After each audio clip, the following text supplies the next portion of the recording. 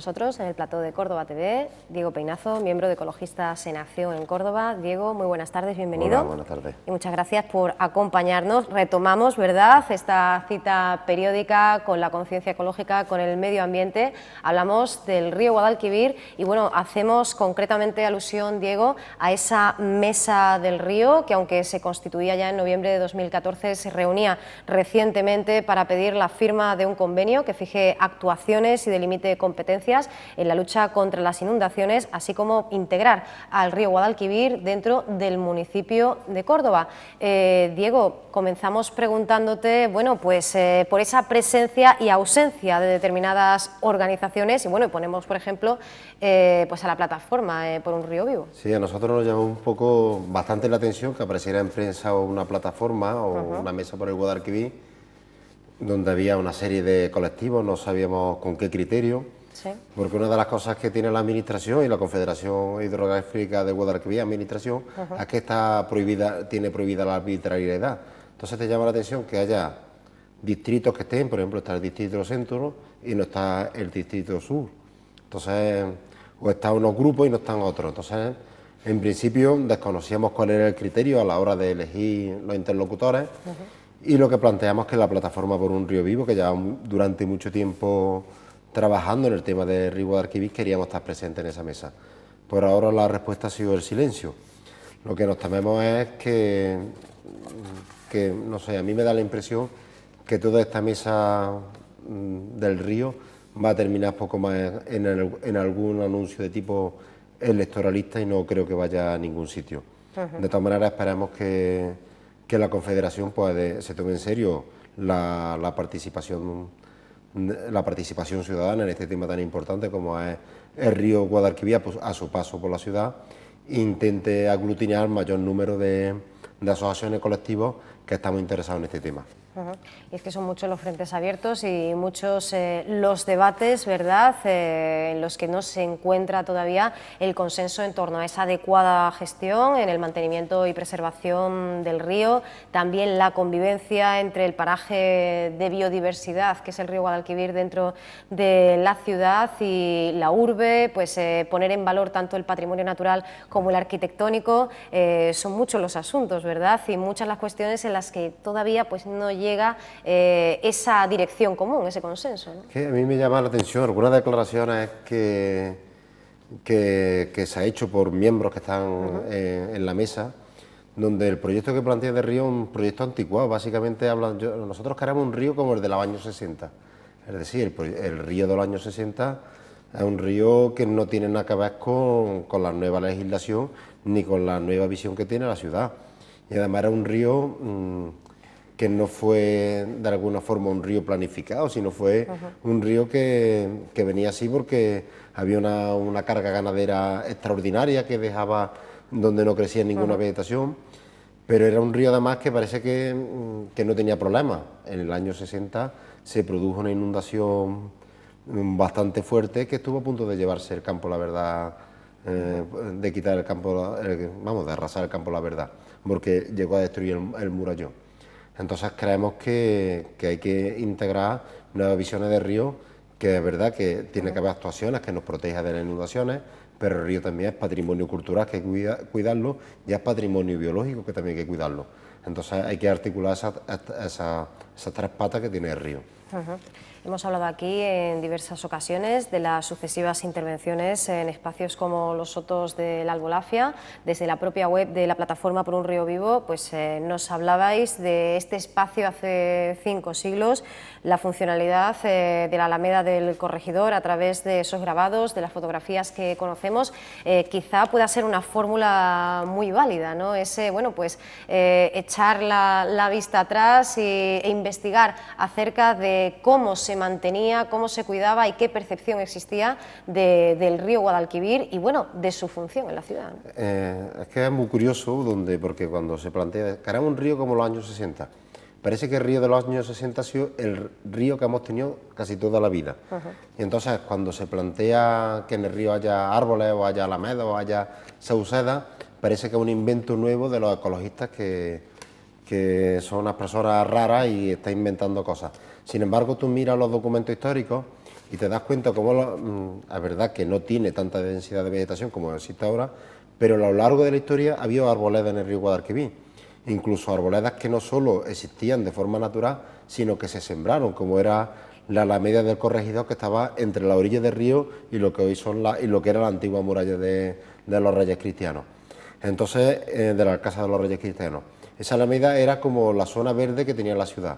En verano, ¿dónde se iba la gente a pasar un buen rato? Pues se iba a aquella Alameda que estaba a la orilla del río.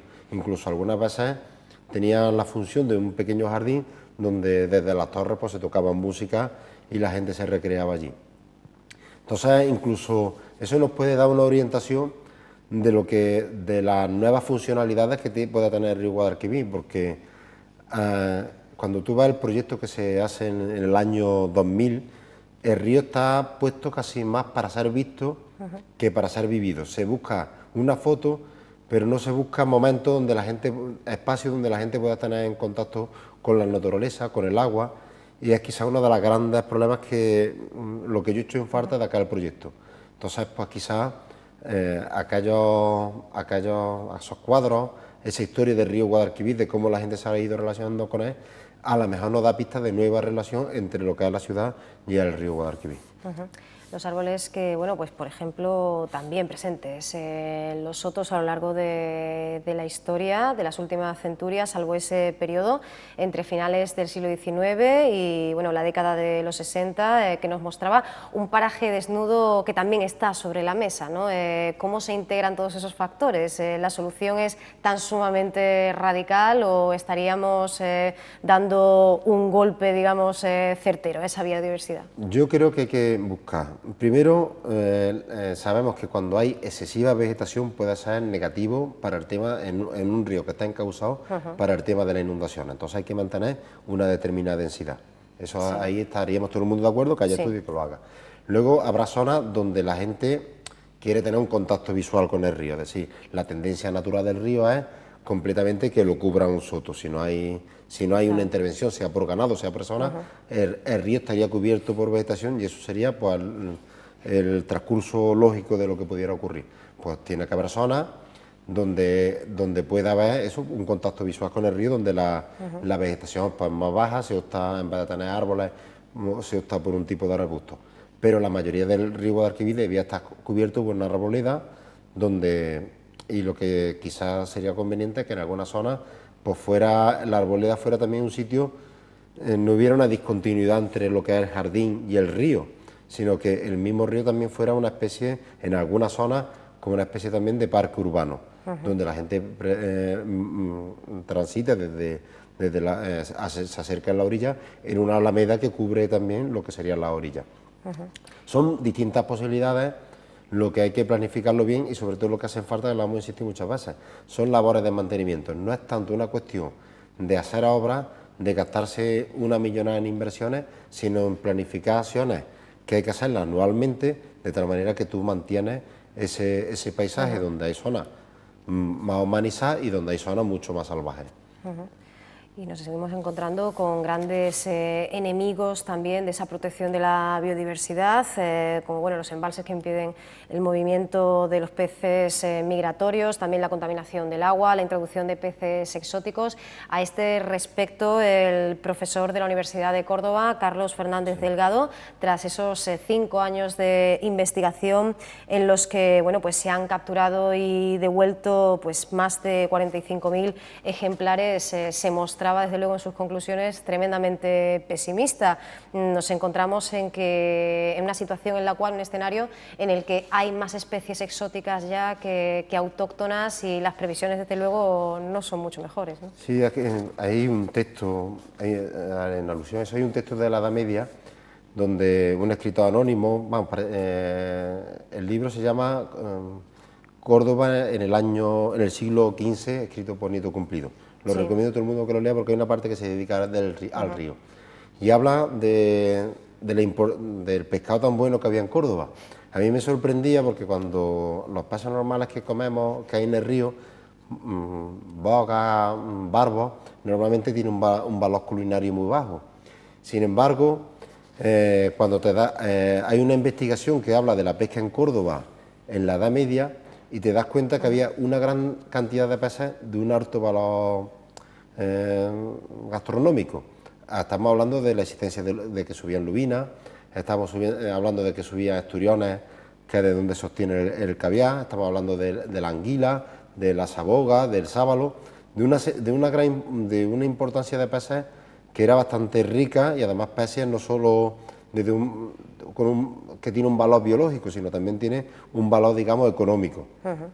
Y eso, desgraciadamente, ha desaparecido del río Guadalquivir, básicamente por un factor que ha sido la construcción de embalses en lo que es el cauce del río Guadalquivir y en gran parte de sus afluentes. Entonces, en ese hábitat que es donde hemos expulsado las especies autóctonas, entran con mucha facilidad las especies exóticas, que lo que hacen es agravar el problema. Bueno, pues un problema, como decimos, que tenemos ya sobre nuestras cabezas, que es ya una realidad. Preocupa y mucho la cuestión concreta de la ictiofauna, esa variedad piscícola de la que ya no disponemos, y bueno, nos encontramos con muchos escritos e investigaciones como el que comentábamos, tremendamente recientes, que nos alertan acerca de lo que podría venir y de lo que vendrá, si la deriva sigue siendo esta. Ayer mismo el consejero de Medio Ambiente supeditaba esas obras en el Guadalquivir, ese dragado, para la mejora del acceso al puerto de Sevilla, a una mejora a largo plazo del estuario del río, ¿no? Pero esto nos volvía a dejar un poco con una sensación de qué significa, en realidad en qué se concreta y en qué se puede traducir positivamente este espacio, digamos, de mejora, esta espera. Yo no sé, lo que es muy importante, porque algunas veces da la impresión que el dragado de río Guadalquivir, lo que es el estuario, es una cuestión donde por una parte se contrapone la economía de permitir el acceso de barcos de mayor calado al puerto de Sevilla, por otro lado con la conservación de la naturaleza. Y hay otra contradicción también ahí, que es gran parte de las especies comerciales de la fauna marina pasa una parte importante de su vida en lo que es el estuario del Guadalquivir. Es decir, que muchas familias que viven de la pesca en lo que es la bahía de Cádiz, ese tipo de actuaciones se verían, un dragado comprometerían seriamente la captura de lo que son las especies comerciales de peces. Entonces, no es solo una cuestión entre conservación y economía, estamos hablando también entre una lucha entre dos economías. Yo personalmente creo que no se debe dragar, es decir, hay alternativas, y si no pueden entrar barcos de tanto calado, tenemos el puerto de Cádiz, tenemos el puerto de Algeciras y tenemos una red de ferrocarriles que seguramente tendrían menos impacto que el dragado del río Guadalquivir. Bueno, pues iremos siguiendo y comentando contigo, si te parece, Diego, cuáles sean esos avances, esas declaraciones y esas medidas que se tomen por parte de las tres administraciones, a fin de cuentas implicadas en el cuidado, la preservación y ese futuro de nuestro río Guadalquivir. Te agradecemos mucho que hayas estado con nosotros y te esperamos dentro de unas semanas para hablar de este o de otros asuntos. Sí, ya nos vemos por aquí. Muchísimas gracias.